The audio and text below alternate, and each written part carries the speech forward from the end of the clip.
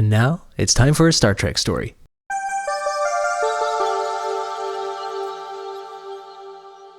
Last time on Star Trek Stories, we asked another little wartime question. Will not be the last time we do so on any Deep Space Nine coverage. So we'll continue it with this episode. Aaron, should you always fight for your independence? No. No? Okay. Not always. Not always. You know, sometimes it's good to go with the flow. And sometimes there are absolutely moments where you need to stand up and fight for what you believe in your core to be true. But you got to pick your battles, man. Yeah. There's definitely a lesson to learn, picking your battles. Life is too short to fight for your independence all the time. You know, I asked this question. I feel like if we were maybe in a different country or culture, this wouldn't even be as interesting. But the United States has such a hard-on for independence, which usually gets equated to, like, I don't know, personal freedom or autonomy.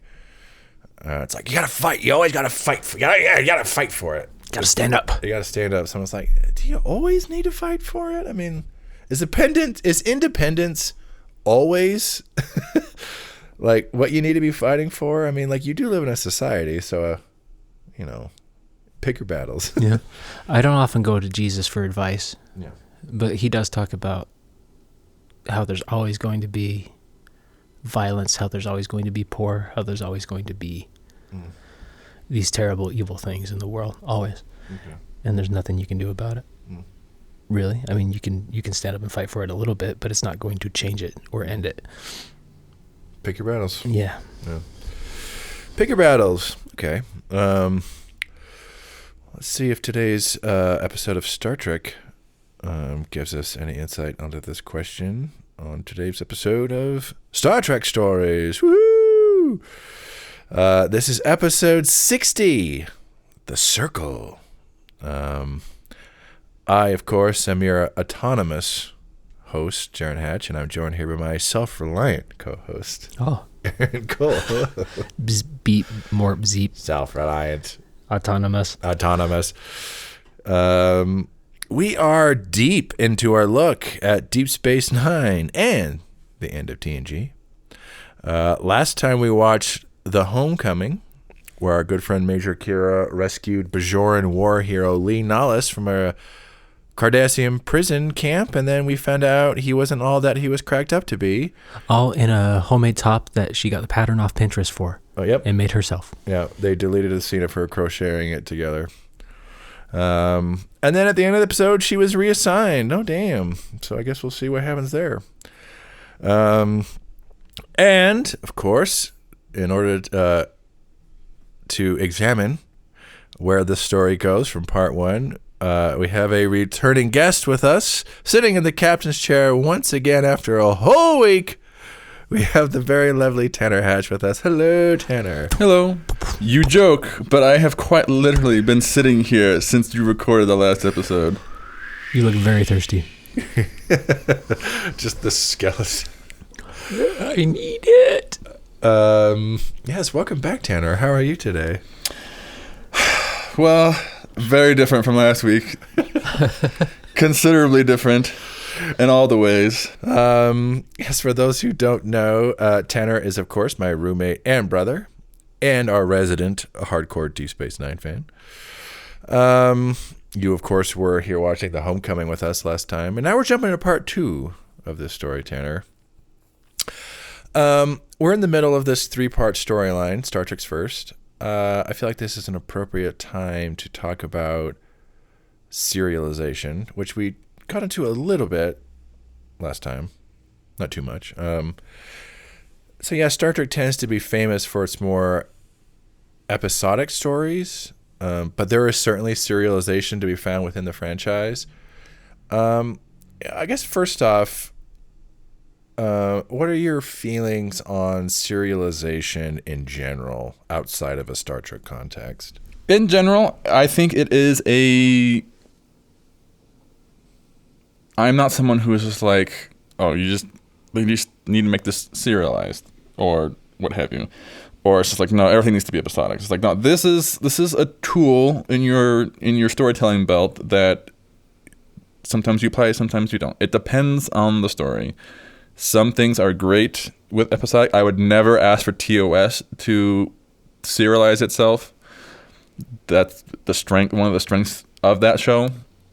But on the other hand, it's like I would never ask for something like Game of Thrones to be episodic. It's just like, no, there's a time and a place for these, and it's just like not everything needs to fit under the same bucket. So, me personally, I enjoy continuity. I enjoy world building. So I definitely often enjoy when there's serialization in some capacity. A lot of that comes from growing up with Deep Space Nine for certain. So yeah, if I say if I had to pick one, I would say sure, serialization. But I think I almost want to say the current trend of serialization is almost overblown. I almost wish there was more episodic stuff. Like it doesn't need it, or the story doesn't really call for it, but they're doing it anyway because it's the trendy thing to do. And it seems like the industry is starting to go back towards that. It seems like they've kind of learned their lesson for the moment. But yeah, we'll see. Deep Space Nine is generally considered to be one of the shows that kind of helped pioneer the kind of long-form serialization, at least in a modern context. I mean, you can go all the way back to like 1930s film serials. But in terms of more of the modern stuff, Deep Space Nine was certainly ahead of the curve, and kind of like, because when Deep Space Nine went off the air, then we started getting shit like The Wire and 6 Feet Under and The Sopranos, and then it became like a huge thing. We should also note that its competitor Babylon 5 was also a huge pioneer in this aspect. HBO was almost like the counterculture at the time. Yeah. In TV. It was producers doing a passion project of no, we can do like small movies, right? And now that's where the money is. Oh yeah. But then now it's coming back back around again. We're trying to figure out how to get back to that, like that classic TV that we love, but the format doesn't work anymore because of streaming. Right? It's a weird new world of TV where the content is glorious, but like some of it, the content's glorious. Yeah, there's so much of it too. I know. We talked about this a little bit, Tanner, last time, but what are your thoughts on how Deep Space Nine specifically tackles serialization versus some other shows? Because even Deep Space Nine, how it tackles it, isn't exactly the norm compared to what we see nowadays. We talked about like 10-part movies last time. I don't know, when Deep Space Nine is at its best or worst with the serialization, I don't know, what do you think they're doing? Now, Deep Space Nine is a weird case because the amount of serialization is not consistent throughout the entire show. It's definitely, in the later seasons, far more serialized than when it is here. So, I mean, that's one of the things that makes it unique, is that they change the amount of serialization that's going on. The other thing is they seem to set up this, with just the premise of the show, this scenario where they can just kind of plug and play episodes just kind of whenever they want. And it's going to benefit from the pre-existing material. So it's almost just like they can just kind of on the fly decide when they want to do serialization. And I think it ends up being a really big benefit because, like I had mentioned, some stories call for more serialization than others. And so if you have like if you're working on a TV show, you have an idea, it's just like, hey, I have this idea, it'd be really cool, but it's going to take like 6 episodes. DS9's in this position where it's like, okay, we can just do that and plug it in and then go back to just doing some random episode of the week. So I think DS9 is definitely kind of unique in that case.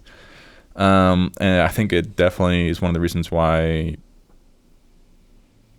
I love it so much, and also why kind of it's held up. I don't know, it's something I enjoy. I love that they can do that. It's such a perfect metaphor for itself. Because it's a space station, like next to a wormhole in the middle of a conflict. Like it's such a perfect concept for a TV show and for a Star Trek show.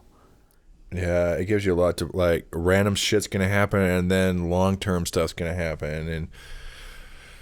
And even in some of, like, the random episodes of the week, you still kind of see, like, some long-term character stuff playing in the background. Or vice versa, you're watching, like, one of the, like, the long serialization episodes and they can still, like, this one is going to be pretty unique even within that, though. So they have a lot of room to play with it. Yeah, very interesting. Deep Space Nine certainly still stands kind of apart, even with the other shows that do it in the modern sense. It's still different how it tackles it. Switching gears before we get into this, what do you think, Tanner? Should you always fight for your independence? I think always fighting for your independence is going to be a self-defeating notion, since independence on its own can't exist without a greater whole. No. The concept is just, if you're the only one, then what's the point? So, yeah, I think that's a silly notion. Something I wish more people would realize, that these systems are things that benefit each other, and far more involved than we like to say they are. Yeah, I would also agree. It's an like I said, it is a particular American value. I hear it sometimes talked about, like, it seems like an absurd question, but then I hear some people kind of talk about it like, you always got to be fighting for number one, and I'm just like, whether it be like your country or yourself, I'm like, always, like, we never work with other people, like we always have to fight for independence. And to talk about it like it's a value. It's one, like a core value. I'm like, it is a core value and it does work on some level, but like I've been tripping on this all week. Like you got to be able to separate your political and your personal principles and ideals from the reality that's right in front of you. If they don't mix, right? Like you still got to be able to, like, come to the table and work with people at the end of the day. you have to, regardless of your beliefs. Because that's what's intangible, is like what's out there, what you believe. What's right in front of you is the person in front of you who needs a problem solved, right? Right.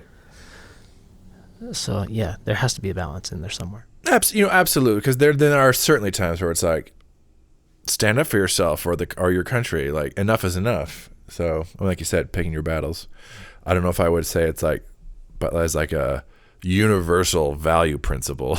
I'm like, yeah, and something, you and I have talked about this before, but what I always find interesting is just like, yeah, independence is if it's so important to you that you want to maximize this amount to like its extent, you can't do that without a greater whole, because the greater whole lets everyone, if it's working to its extent, lets everyone maximize their independence, which in turn maximizes the greater whole. So it is like a self, they feed off each other. Yep. And so to say, oh, you got to always fight for independence, but you shun away it's like you are intentionally lowering your independence if you do that. Yeah, diminishing your independence by fighting for it.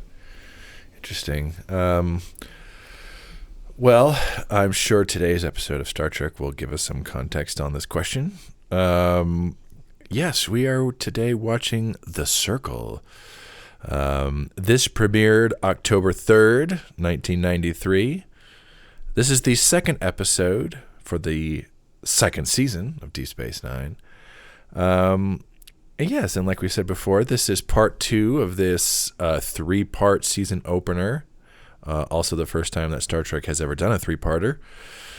So we'll be continuing to see how this debut 3-parter works. And then in addition to our question from today, we'll still be considering our question from last time, where we asked, are there any heroes in war? With our good friend Lee Nollis.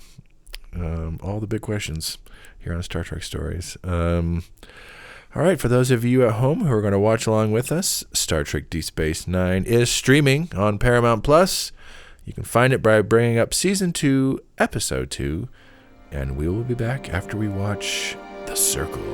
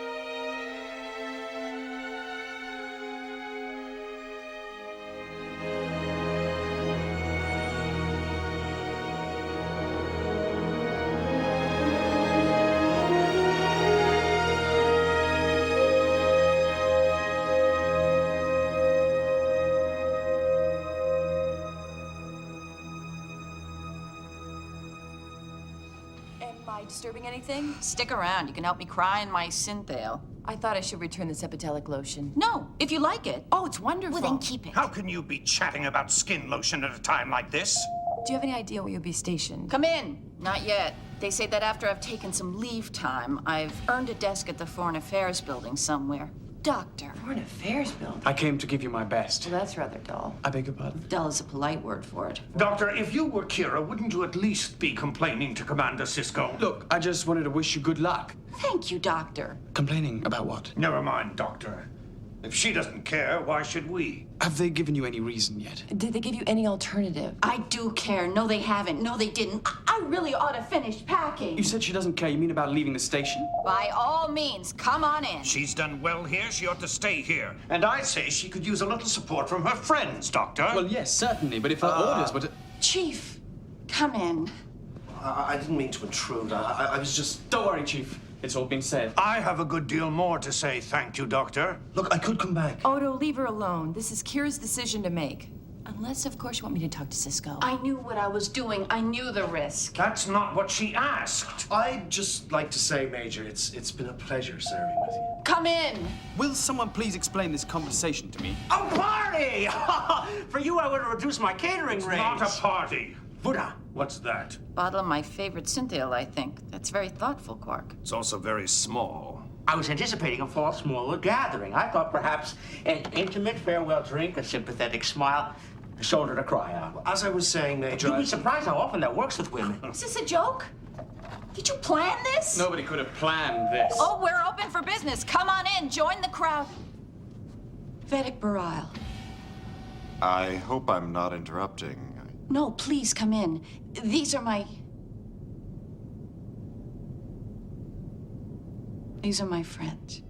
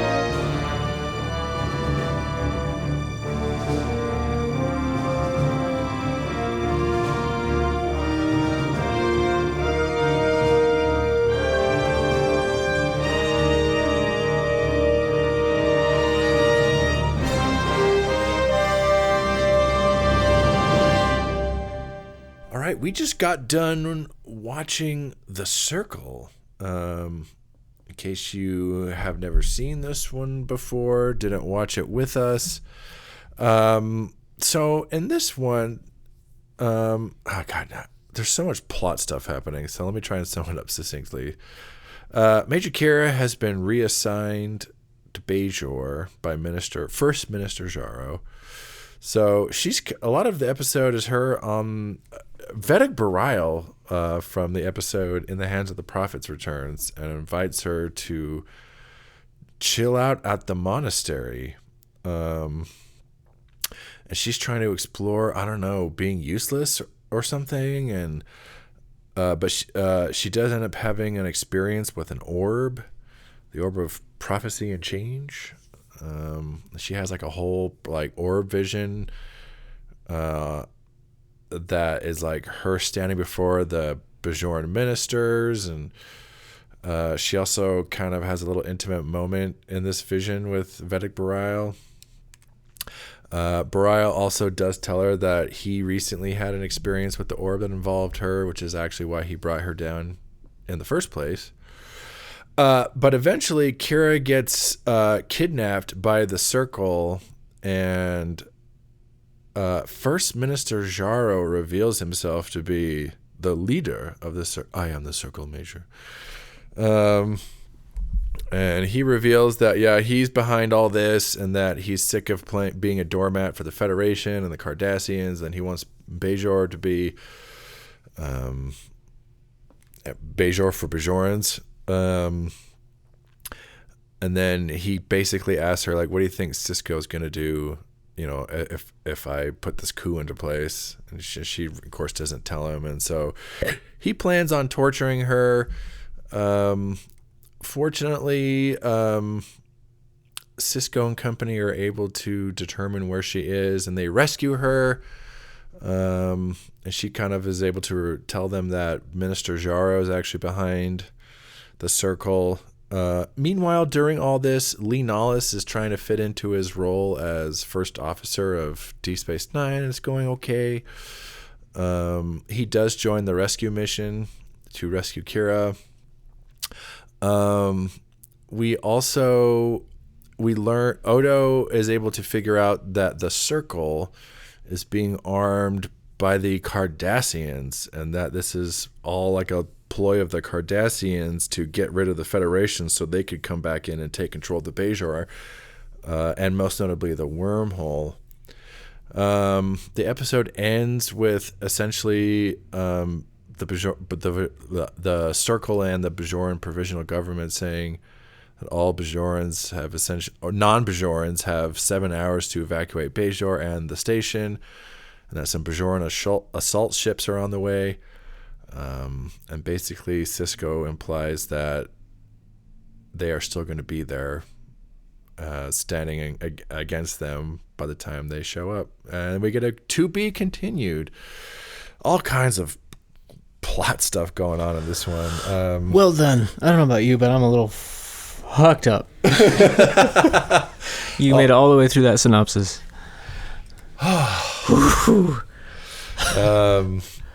You know, and it's the middle part of a trilogy too, so it's just kind of like stuff. We start with initial thoughts. Tanner, initial thoughts coming on off of The Circle. It definitely feels like the middle part, which is basically what I said the first episode, but I found this way more engaging than the first episode. There's a clear tension and escalation that's going on. I mean, to the point where it's just like almost too quickly. Could we go from just like the circle just being like name dropped to suddenly there are engagements with government forces happening? You're just like, how did we get here suddenly? So fast. Wow. But I mean, it makes it way more, I guess, engrossing. It's basically just a bunch of pieces and reveals happening. Not a whole lot of character stuff going on. Some with Kira, but it's mostly just kind of pieces being moved around. But I think they do it well enough that it's engaging. And like I said, the tension's always kind of escalating, which keeps you on board. Yeah. I think I'd also agree. I felt myself also more engaged with this one, even though it is the middle part of the trilogy. But I don't know, maybe this because they did some setup in the first one, but I did find this overall more engaging. And Aaron, initial thoughts on The Circle. The only mistake was really making the first episode the premiere of the second season. Okay. Had they put this somewhere else in the story, it probably would have played a lot better. Because the first episode actually does a really good job of setting the board for this episode, which is the actual premiere of the second season. This is where it all goes down. Things are happening. Plot's moving forward. Oh, the moments. Oh, it was such a good episode. This was the premiere. I said it during the episode rather loudly. This is the premiere. Come on. I forgive the first episode because it's not a season 2 premiere, but it does a good job of setting the stage. Okay, so this is the premiere. Yeah. So you have to look at all three as the premiere, not just the first one.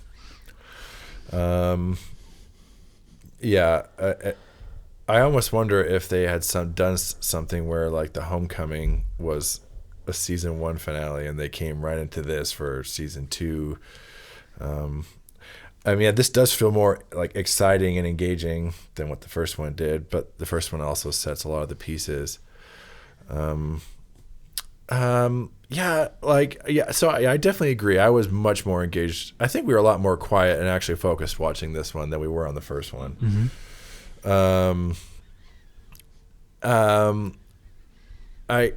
I was thinking about some of our conversation from the first episode, and I was like, yeah, I think with just some tweaks, they could have still had this one be really good and made the first one better with just some of the pacing and everything. I was like, you could have split some things between these two episodes. Like, I feel like as I was watching, I'm like, some of the circle stuff should have been more in the first one. And then some of the Lee Nollis stuff. I always wonder, this should have been the episode where they revealed that Lee Nollis is not all that he's cracked up to be, which would also increase the tension and stakes of the episode. But then so then he would kind of, it feels like more of a character arc with him rather than kind of getting front loaded with it in the first episode. But then we would have had more time to also build up the circle, so you could have had a more slow increase of their power. You're like, oh my God, things are getting real. Because it does also feel like, oh wow. Right. Even Odo, when he's talking with Quark, and Quark reveals like, it's all over. And then Odo's like, what are you talking about? It's the circle. He's like, the circle, there's just hooligans. He's like, no, they're being armed by the Krasari. The Krasari? Like, he's baffled that actually things are this bad. He's like, what? Even Odo is perplexed that things have gotten this bad.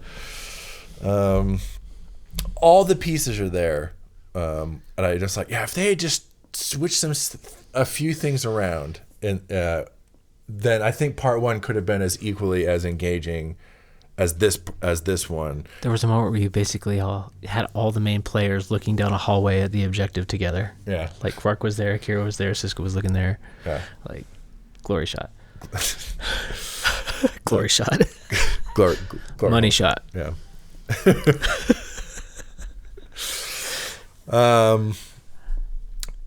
So getting into it a bit more, I mean, this one is a little trickier to examine than the first one because it's the middle part of the trilogy. This one's so plot heavy. It just kept going from scene to scene to scene to like plot stuff.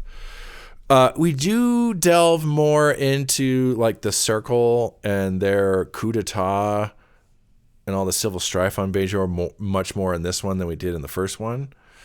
And, this kind of does feel like a little bit of a culmination of all the drama with the Bajoran provisional government up to this point in the show.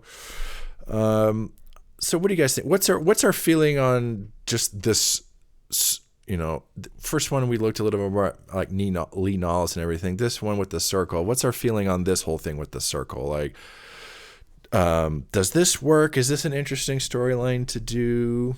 Is this appropriate for season 2? What do you guys think? I think it is, and I think it even works better 30 years now later, because it feels far more, shall we say, applicable to not necessarily current events anymore, but events that have happened in the past 5 years. Yeah. So I think that kind of helps engage with stuff, because you're kind of connecting. It's like, hey, this seems kind of familiar to some big news stories that happened in the past half decade. Yeah. So there's absolutely interesting stuff, and it's all mostly with Kira, and kind of, yeah, because it's kind of interesting with her. It's never really, I guess, said out loud so much. It's all very implied with what she's all doing, but she's removed from the spot, and she just wants to get back. And I guess they do kind of explain it like, these are my friends, can you help me back? I didn't want to be here at first, but it's definitely, I all her scenes, I was very kind of engrossed with her, because it becomes like the point where she realizes almost that, like, it kind of crystallizes for her how much things have changed for the better, and then how her life has changed for the better now. And now it's kind of taken away from her when she finally realizes that. So also we get that amazing scene in her quarters, which is so good. I love that scene. That's maybe the best scene of the whole show, when everyone just keeps coming in toward the beginning. Full Shakespeare comedy. I do believe that the blocking scene and everything is directly inspired off of the famous Marx Brothers movie, A Night at the Opera, which is a fantastic film. Very kind of, yeah, but also very Shakespeare, just this comedy of, and now this character comes in, and now this character comes in, and now this character comes in. But it's also, you know why that's such a good scene is because it's a comedic scene, but then they're talking about serious stuff. The comedy is from the situation rather than them trying to insert jokes. But this comedy is, I hope I'm not interrupting. Oh, like, it's just like Kira, 3 times. Thanks, and Odo's like, fight for what you want, you know, and it's a serious scene, but it's just like the comedy is, it's the layer underneath. You know, they're not actually like they're not telling jokes like. And then the pressure releases perfectly when she's like, these are my friends. These are my friends. This is why. And it's this like, is the why. It ends up being like a really sweet scene. Yeah. It's very much an in caps.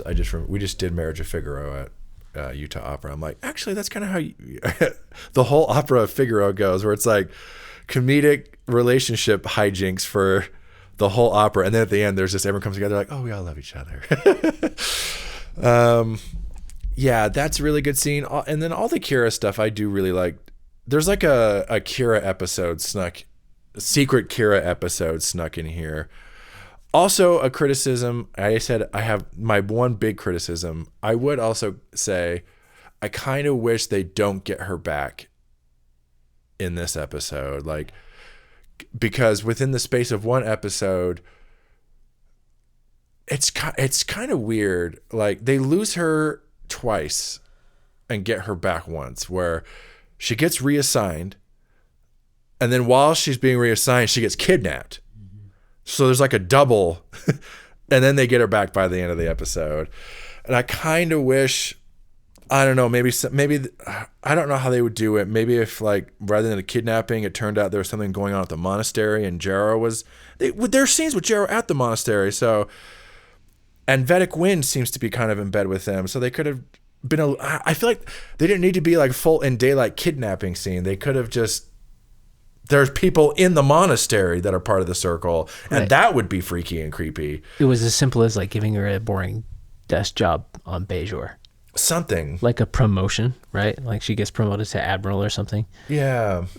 The monastery always felt like a stepping stone just to get her off the station to me, right? Like, and then it was like, what was next? And then kidnapping was what was next, but you didn't need the kidnapping. No, yeah. It's like one or the other. Yeah, I think they could have done something. She's already there, and Vedic Win. They set up what Vedic Win is there. I feel like they could have done something with her where it's like no one really knows that she's even gone. Like she's still in the monastery, but she did, like, no one knows that, like, Minister Jaron and Vedic Win are kind of in bed with each other. So the fact that, like, she gets kidnapped and then they rescue her, and so she's already back before the episode's over. I'm like, it's too soon. Right. It's too soon. Somehow this needed to be resolved. Play one of those arcs out to the third episode. Yeah. I agree. So once again, I think it's kind of just again, this is the first time they've done this. So you can tell they're kind of like, how do we, I still applaud them because I'm definitely, certainly in this episode, I feel very engaged with the story and plot that's happening now. But I kind of feel like, this could have been really interesting if they had just kind of spread some of these elements out a little bit. It almost feels like, they're so used to doing single episodes and two-parters that, like, they're still kind of stuck in that mindset. It's like, hey, we have to get these elements in this short time frame. It's like they don't have the experience of, okay, we have 3 episodes to do this. How do we actually spread this out over? It's just like, no, we have to get this, as soon as possible, because normally they only have 45 minutes. Mm-hmm. It definitely kind of feels like that way. They're still kind of trying to play it like a regular episode, but it's part of like a big 3-part thing. What do you guys think? Do these two? So I mean, they're different stories. Does this stuff with the circle and the stuff with Kira, does this play well against each other? How do you think this character stuff with Kira and this larger Bajoran plot stuff plays out against each other? That's kind of a good question. I mean, my initial thoughts kind of bring me to, it kind of serves to highlight for society as a whole, but also for the individual. It's just like the importance of having supportive structures in your life. because the Circle and Jaro and whatnot are all trying to stand on their own, and Kira, when she first started, probably would have been more on that side. Just want to stand on her own 2 feet, but and it's important that you be able to like do that. But it's like at this point, Kira realizes it's just like, and it's not just to say Federation is some perfect entity, but it's just like a system that actually supports you. And then she's removed from that and she's isolated, and she realizes, she gets kind of a sense, it's like, hey, Bajor can do this for itself. Bajor can be this system for itself, but not like this, not by turning away everyone else. It's by connecting with others, embracing everyone. It's just like, yeah, we can also be this. And so now she realizes, and she only sees that when she's isolated from any kind of support structure. The only thing she has basically is Bareil. Yeah. Who we say is maybe not the best support system. Vedic boring. So man, every time he's just, I kind of went on a tangent here, but I was interested to see, because it's been a second since I watched the entire show. I know you always made fun of him for being so boring. It's like, maybe I'm older now, maybe I'll have more appreciation for him. I'm just like, I might have even less appreciation for him now, because man, is he boring. And I don't think this is a writing thing, because all the words he was saying, I feel like this is all could be worked by someone who's trying to like has like a Zen personality, but it's like there's Zen and then there's Vedic Bareil, and it's just like I'm sorry, Philip Anglam. Yeah. All kudos to you, but talk about a wet rag. Man. Right. It's like he makes Lee Nallas in his like 2 scenes. This is like way more interesting. Charismatic leader by comparison. They always put him like off the shoulder in the background, just like staring. I know. He moves so like stilted. I know he's trying to be like, Zen monk and stuff, but it's like, boy, this is not it. This is not it, man. You are the statue here. The statue's more interesting than you. Yeah. Sorry for that random tangent, but so true. That's he speaks. You said he speaks so monotone. Yeah. He doesn't. There's no inflection. You can inflect. Have you heard of it? No. It's important to get your meaning across. In fact, it may be interesting to explore uselessness for a while. I know. I know. Normally, I feel like that'd be a cool thing. It was just like, hey, maybe you should try uselessness for a moment, and that's a big for Kira. Huge. If you think about it, it's like that should be a huge thing for her. But when he says, when he's talking about it, I'm just like, I think I'm gonna go back to the ship and do my thing. I'm just gonna. Commander, please take me back. Yeah, I know. Just Bareil. This guy is, I don't know. I think it's an interesting juxtaposition, like the Bajoran struggle for independence and then her struggle to find herself. But Vedic Bareil is not the most interesting thing for her to play off of. And like when Vedic Wind shows up in that scene, it was like, oh God, breath of fresh air somehow. got some energy in this scene somehow. More Vedic in the worst Wind. way. Speaking of Vedic Wind. Wait, sorry. Go back to my my point. My Vedic Bareil tangent. Yes. Just to close the thought. But I think it serves kind of as an interesting example. Maybe it's not very explicit. I don't think it's something you have to kind of really look into. But yeah, it kind of goes into the point where it's just like, how do you stand on your own as an individual if you have no way to prop yourself up to do that? It's by other people. It's by having other people and their support structures around you, so you can prop yourself up, so you can stand on your own. Yeah. And that's what the Circle doesn't seem to realize. And it almost seems like Kira kind of realizes, kind of in her growth, is like, that you can't do it by yourself. When she has that moment, when Sisko shows up to the monastery just to kind of catch up with her real quick, and she's like, "Oh my God, we've been so isolated, and all things have gotten so bad," and then when he's leaving, there's that one last time, like, "Commander, me too." Mm-hmm. And I feel like in that moment really is where it's like, that is her. It's not necessarily like a going back to what she knows. She's making the choice. That's where I want to be. Mm-hmm. I want to work with all of you to help Bajor be the best Bajor it can be. And I think also For myself. For myself. That's where I can be my best self. Yeah, I think all that's nice. I think it more or less works really well.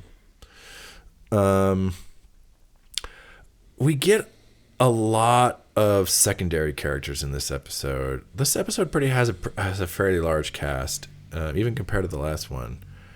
And then, this is something that DS9 eventually becomes pretty famous for, is just how big the cast gets, especially with like the secondary cast of characters. But so in this one, we get the returns of both Vedek Bareil and Vedek Wynn from the season 1 finale. Minister Jaro comes back. We General Krim and Lee Nollis. All these characters are kind of on top of our normal D Space Nine crew. How do you guys think this episode does? And kind of, I was definitely struck by this like how many characters there were. How do you guys feel like they did in trying to and balancing out all these characters in this episode? 2 thumbs up. Great job. 2 thumbs up. We'll watch again. Okay. Since you did the impression, I'm just gonna say Donald Trump wishes he was Minister Jaro. Yeah. All politicians do. He's playing that game. That's all I can think of when he's on screen. It's just like he wishes he could be this guy. Make Bejor great again. Yeah, guy. It's just like, I am the circle, Major. I am the circle. That so guy fucks. Could have been a triangle, circle, one side. No points. No points. No points. I would do everything to make you Kai. I did everything right and they indicted me. But to your question, I for the most part, I think it works well. I will say, I think we mentioned this before, but I think Lee Nollis definitely gets shoved aside in this. Mm-hmm. He gets like a couple scenes, and that is it. Mm-hmm. So I can't even comment that like his character hasn't really improved all that much at all, because he doesn't get the screen time to really show it. So yeah, other big criticism, I would agree. I've somehow, even compared to Vedek Bareil, who is the most boring wet rag in the world, mm-hmm. he still gets more to do than Lee Nollis gets to do. And they spent the whole first episode setting up Lee Nollis, and he does nothing in this episode. She just somehow merged the two characters. Something. And he's a little old for Kira, but like they could have made it work, like a little romantic tension. Maybe that's what it is. Like it's just one character too many, and they should have just had, especially for how gung-ho Kira was for Lee Nollis in the beginning, they don't actually have a lot to do. Mm-hmm. She just suddenly is just getting all, cuddly with Bareil on the planet, and Lee Nollis is like, hey, these people have been waiting to leave dock. What do you think we should do? It's Hollywood. Just I don't know what I'm doing, but I can take orders, and I can fire a phaser or something. Hey, okay, man. Okay. Use me for something. And he still seems to go out of it as much as he just wants to avoid the spotlight. He keeps, without anyone prompting him to, he keeps bringing it up. He's like, maybe I should have someone come help you. Help me. I can't sneeze without 3 people offering me tissue. He just keeps bringing up Navok. There's never been one before. Like the woe is me. No one is asking him to act like this, but he keeps. I just want to be left alone, but never before. Are we sure that the Cardassian prison camp wasn't to keep him sequestered from everyone else? The Bajorans requested him to remain in custody. It's all of Bajor just giving in to the delusion. Yep, you're a war hero. You're right. You belong here. You fight for our rights. Oh, man. What do you guys think from last episode? We saw him fire a phaser in this one. That is Lee Nollis a war hero? that is jump on his back and fire from the ground. So yeah, he's got some moves. Okay, I guess he's got some moves. What do you think, Aaron? Is Lee Nollis a war hero? Nope. Aaron's gone from maybe to nope. If I was ever a maybe, I feel like it was pretty firmly no. Legend maybe, Hero no. Hero no. Tanner's gone from there are no weird heroes to he's got some moves.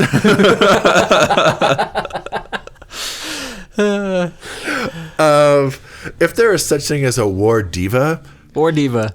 Lee Nollis. Yeah. Where's my commemorative Lee Nollis War Diva coin? Bobby B, where's my purse? Divas. Oh man. If this story did not have now it's hard to escape. Well, in this case, they're clearly wrong because the Cardassians are behind all this. So, if the Cardassians were not behind this, would the Bajorans be justified in saying like, you know what, we don't want anyone here, fuck off? In this case, I want to say no, for a couple of reasons. One of the big ones is, despite what Jaro says he's doing this for, it's pretty clear that this is attempted at power play. Power grab for him. For himself. Mm-hmm. So, at the source of the top is, because you can tell all Wynn really cares about for herself and what she gets out of this is becoming Kai. Is being Kai. Yeah. So just the source of and like leading of all this is already corrupt. Mm. On a broader level, I still don't think it's justified. And this is not to say that the Bajorans don't have a right to kick the Federation out. They absolutely do. Sure. But from everything we have seen so far, the Federation has more or less basically just been purely supportive and just having them do their thing. And yeah, having them do their thing, helping them get back on their feet. Mm. So I don't think, and then the fact that it ends up, with seemingly Bajorans fighting Bajorans, it's like not everyone's on board with this clearly. Mm-hmm. So with all of that in mind, I don't think what the Circle is doing is justified. Mm. But I mean, if basically all of the Bajorans were just like, you know what, we don't really want you guys here. Yeah. And it's just like, okay, you guys should leave. Then it's like, oh, you guys are completely justified with that. But with how it's currently portrayed, playing out now, yeah, I don't think so. What do you think, Aaron? If the Cardassians weren't revealed to be behind all this, would the Bajorans or the Circle have a case? And would they be justified in their fight for independence here?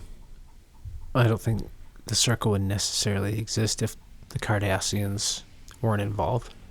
They wouldn't even exist. They're a symptom. There's no Cardassians. Yeah. Right. They're like a resistance cell formed out of like post-occupation Bajor.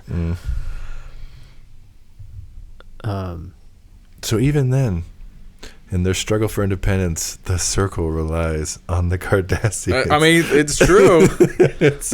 They still need people to support them. It's a power play. It's a coup. Yeah. Attempted coup. Yeah, I would agree. I mean, like, I feel like if the circumstances were a little different, like if the whole planet and Unity were like, I think we're good, you guys can leave, that would be different.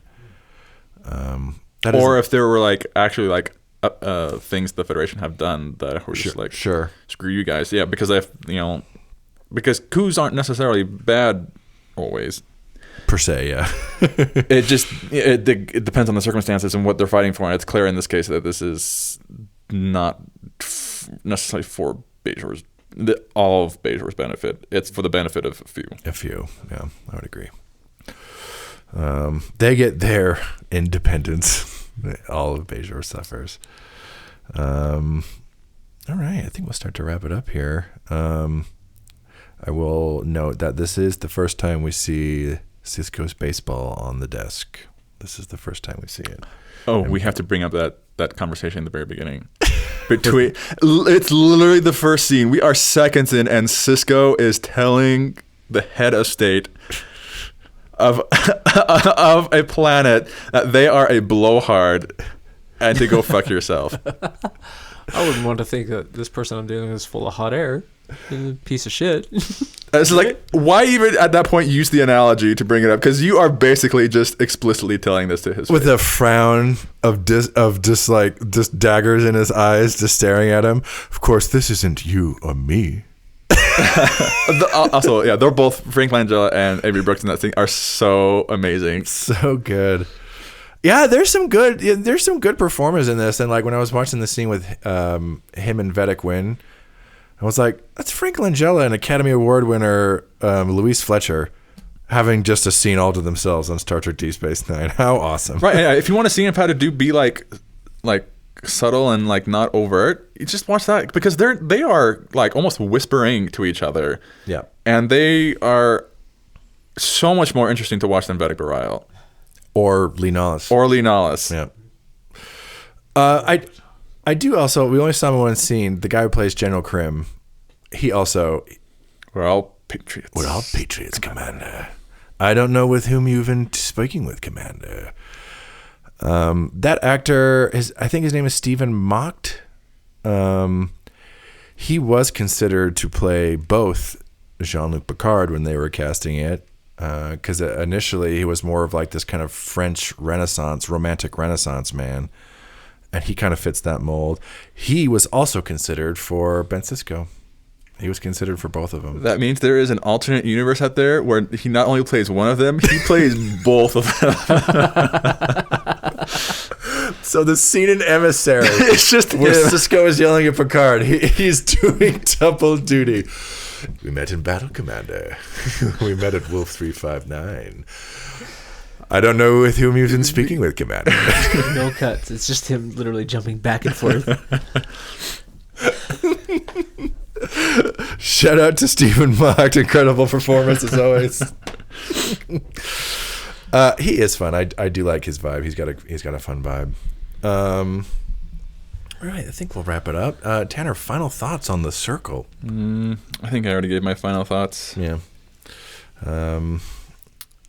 Aaron, final thoughts on The Circle? Well, I can't wait to see you guys next week. Yeah, I don't think I have much more to say on this either. More engaging, definitely a middle part. We'll definitely have to see how it all wraps up in part 3. All right, Danny, thank you for coming on for talking about The Circle with us. Thank you for having me, Commander. Commander.